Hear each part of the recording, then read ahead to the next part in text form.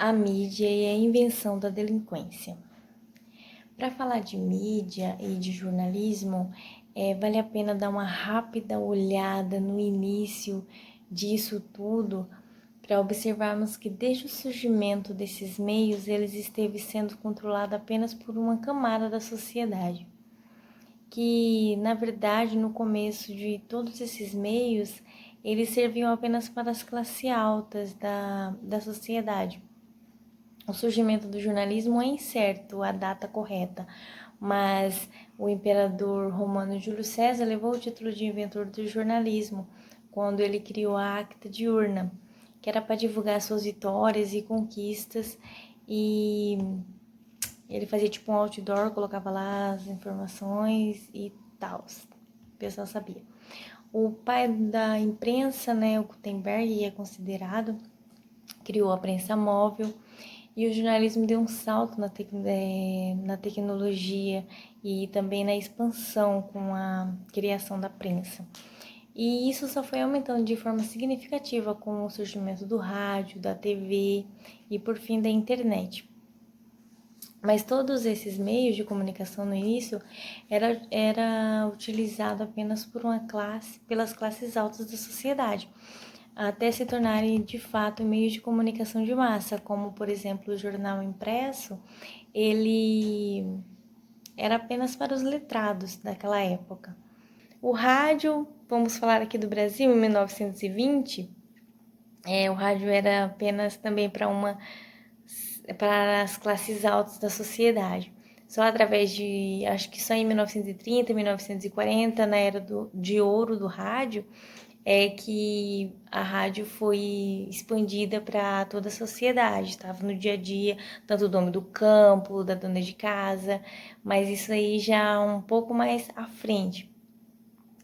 Então, tipo assim, conhecendo essa história da evolução da mídia, tanto no Brasil quanto no mundo, conhece também a história da evolução do comportamento humano. Até porque a mídia se evoluiu de acordo com o desenvolvimento das economias e das sociedades à sua volta. Até porque os jornais, livros e revistas, eles transformaram a civilização e modificaram as culturas, contribuindo também para grandes mudanças políticas e sociais. O Niklas Luhmann, acho que é Luhmann, ele afirmou que aquilo que sabemos sobre a nossa sociedade ou mesmo sobre o mundo na qual vivemos, sabemos pelos meios de comunicação.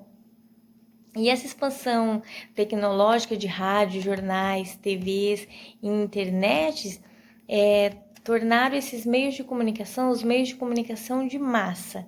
E, consequentemente, a sociedade também se tornou uma sociedade de massa, em que a massa é uma multidão de pessoas sem identidade, reconhecível, incapazes de se expressar como um indivíduo. É certo que essa teoria de homem-massa, sociedade-massa, é mais ou menos de 100 anos atrás, em 1920, com os estudiosos Ortega, Tocqueville, a Escola de Frankfurt, eles que tinham essa teoria de homem-massa e sociedade-massa. Mas, se for olhar bem certinho, ainda hoje é uma realidade da manipulação da massa e para transformá-las em meros consumidores.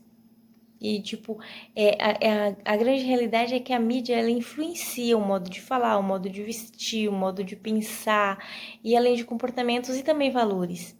Então, de qualquer forma, estamos vivendo um período de sociedade de massa, nunca deixamos de viver, na verdade.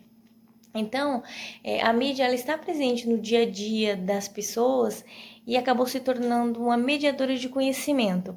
Apesar que para Basseg ele fala que informação não é conhecimento. Poderá até ser um passo importante, mas conhecimento implica crítica. Então, tecnicamente falando, a mídia, ela teria como obrigação a imparcialidade. Tipo, informar de forma neutra para que o espectador ele fizesse o quê? Usasse seu senso crítico para criar sua própria opinião, formar a sua própria opinião.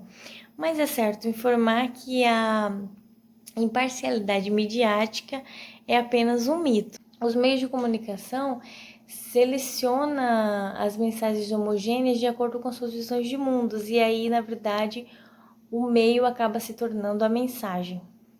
Gustave Le Bon, ele escreveu em 1985, em Psicologia das Multidões, sobre o controle das multidões pela imprensa, que usa de sugestões por afirmação, repetição, contágio, que se dá pelas informações, ou seja, as notícias, e usando a publicidade de forma persuasiva, gerando sugestões.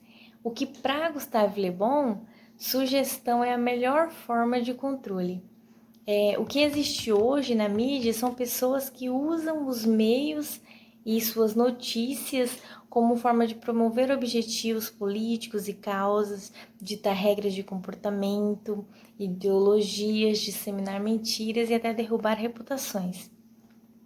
E assim a mídia desenvolve um importante papel na formação de opinião pública, já que ela transmite ao público o que ela acha que deve ser compreendido, como se a informação fosse um produto à venda.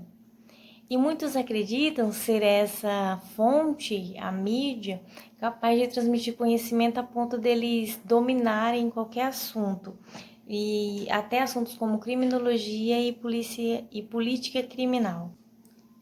E nessa abordagem, quando se refere à mídia sobre criminalidade, se destaca a gestão do medo transmitido pela mídia. Na verdade, a gestão do medo é operacionalizada pela mídia e causa efeitos prejudiciais na formação da opinião pública quando se fala de criminalidade e de delinquência. Como sabemos, a mídia está atrelada ao capitalismo. Logo, por motivos mercadológicos, o crime é tratado como um produto e a transmissão é a venda desse produto. E quanto maior o terror da notícia, maior a audiência, maior o medo, maior o lucro. E a mídia projeta um discurso levando até os espectadores a estereotipação da imagem do suposto criminoso e de maneira bem brutal. É ela quem julga de forma prévia, na verdade, mascarando também as notícias, porque vende um crime de rua como um espetáculo, mas na verdade ali acaba mascarando os crimes ambientais, os crimes de colarinhos brancos, os crimes que são assim menos aparentes, mas que causam um enorme estrago no patrimônio público, mas que também passa despercebido por a mídia não dar essa visibilidade, né? Porque se a mídia denunciar os crimes, essas estatais, essas empresas, quem sustenta ela no sistema capitalista. Então, não tem como fazerem essas denúncias, na verdade. E sobre isso, Michael Hummert, que é professor e autor em canal de Ciências Criminais, no livro Cultura do Medo e Descriminalização Seletiva no Brasil, ele escreveu: em decorrência de interesses meramente mercadológicos, os meios de comunicação de massa promovem um falseamento de dados da realidade social, gerando enorme alarde ao vender um crime como um rentável produto, respondendo às expectativas da audiência ao transformar casos absolutamente genéricos, que eu acho que é casos mais ou menos assim comum, em paradigmas, aumentando assim o controle de medo, o catálogo de medos. E é nessa gestão de medo, nessa plena gestão de medo, que é transmitido à sociedade um discurso também conjunto com o senso comum.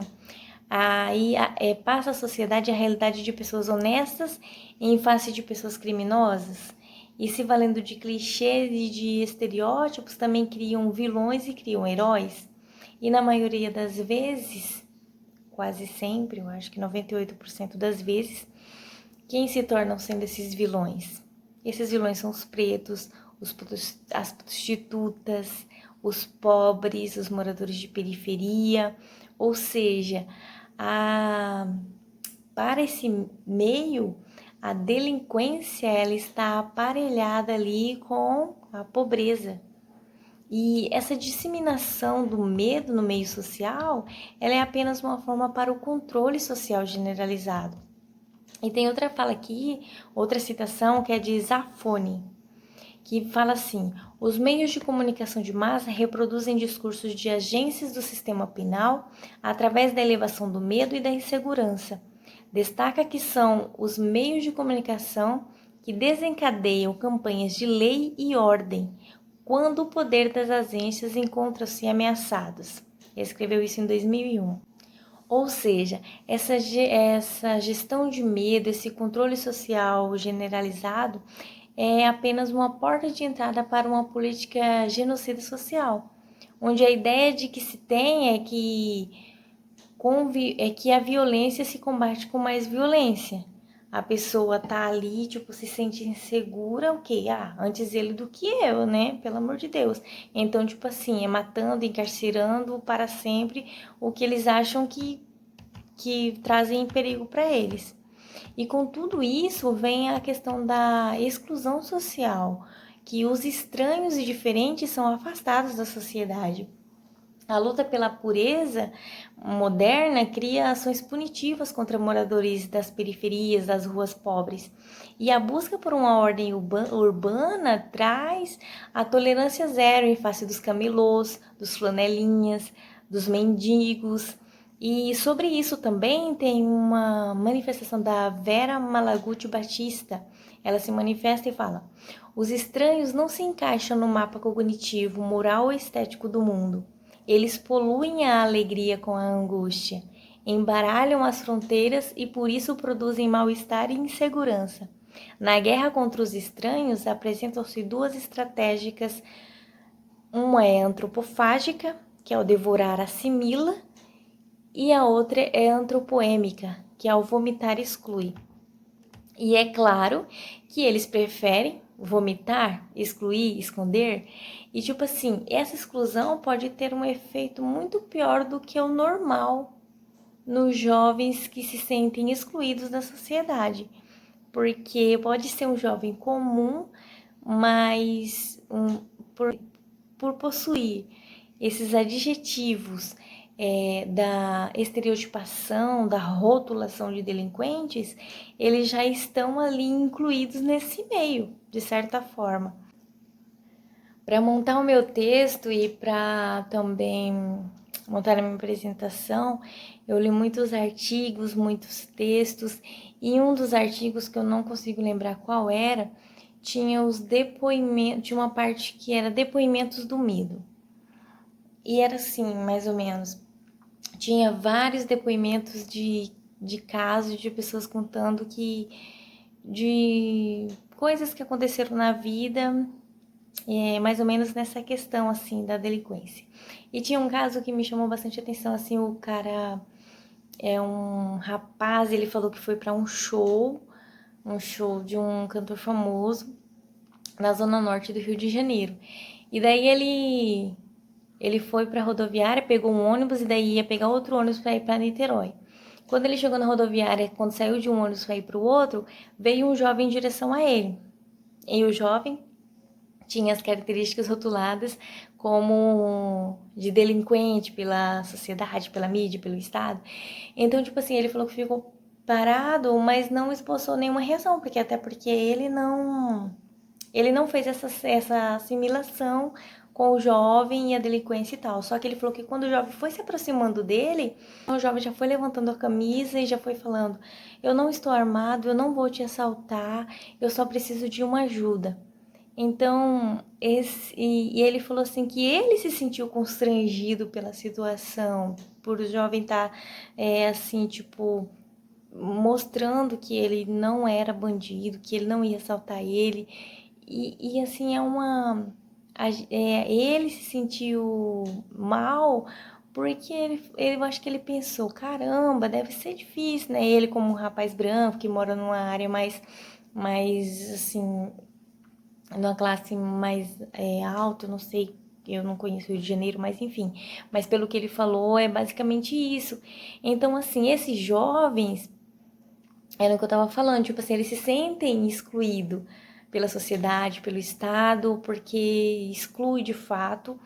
E aí é quando acontece a profecia autorrealizadora, que também é quando o jovem ele se sente excluído pela mídia, pelo Estado, pela sociedade, e aí isso pode fomentar um sentimento de inclusão no meio em que ele está sendo jogado, porque assim, de tanto ser chamado de delinquente, de criminoso, ele acaba agindo como tal, e isso se chama de profecia autorrealizadora. Até porque quando vai tratar de trazer melhorias para essas pessoas, sobretudo sobre os jovens dessa camada da sociedade, eles são totalmente invisíveis para o Estado.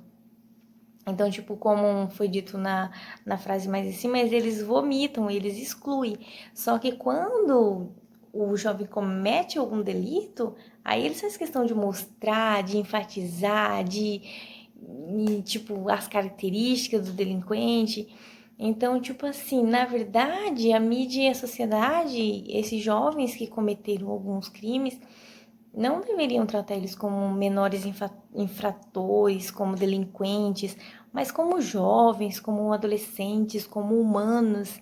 Não fomentar essa ideia esse sentimento de fracasso, de rejeição, mas proporcionar tipo o sentimento ali de que eles podem conseguir ser melhor, mudar de vida, construir um futuro diferente do que foi o passado deles. Então, nesse sentido, assim, a mídia acaba é, por fazer um desserviço ao invés de um serviço. Porque, na verdade, ela acaba atuando como produtora e reprodutora de um discurso criminalizante.